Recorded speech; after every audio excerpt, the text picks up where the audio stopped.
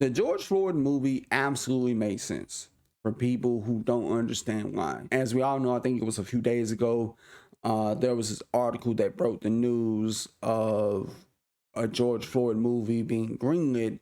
And of course, it had as usual pushback from certain white folks. If you're somebody who does not want this film to exist, knowing who's behind it, knowing that his daughter and the mother of his kid is behind this film, you should just be quiet about it at this point. Because this is something that they've been wanting to make probably for a while, to tell his story. And I've already been seeing the narrative being spun of, oh, they're going to try to bring up lies and stuff. We're not going to sit here and act like that we know more about George Floyd than his own family. That's just stupid. And I think anybody who doesn't want to bite their tongue, you're just being disrespectful to the family, and you have to take what's coming with that. And whatever comes with it, don't complain about the blowback you get. This is a movie I feel like that needs to happen. Now, will I go see it? Personally, I don't think I would go see it, because a part of me just feels like it would be too much to watch, because a lot of that stuff that happened, it felt like I lived through a freaking history book. And when that happened, it was the perfect storm.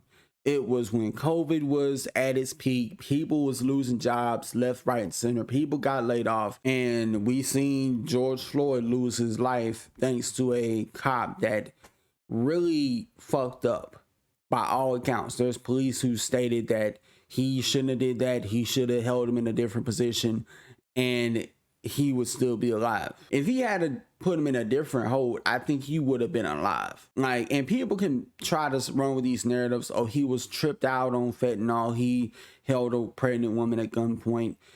Look, it doesn't matter, okay? Just because somebody is a criminal doesn't mean you treat them like an animal. The only time you should act hostile towards a criminal is if they're a mass shooter.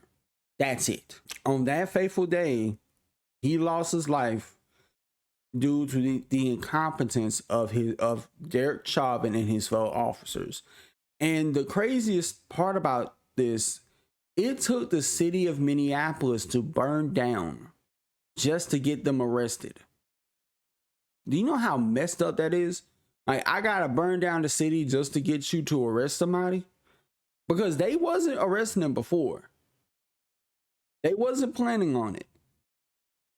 But the billionaires who was crying about their dollar being burned up, they were the ones who was like, yo, y'all need to arrest this guy because my money's burning up.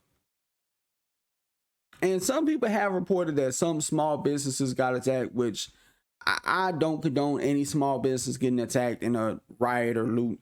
It's just people that be doing the riots and looting, they not the same people who's protesting. And it's like, it's different cells within cells. You may have one cell that's like, we just want to target these specific big businesses, and another just says, yo, let's target everybody, even the small business, F them. But I think what they should have done, and I don't know why any city hasn't done this by now, as many riots that have gone on, why hasn't city officials urged businesses to close, urge businesses to board your windows, get prepared to take insurance claims out on your business if it's in that vicinity? Just let them know, like, tell them to prepare like they're preparing for a hurricane, because that's what it is. A hurricane that's coming at you full force. And if you don't have insurance, we got you.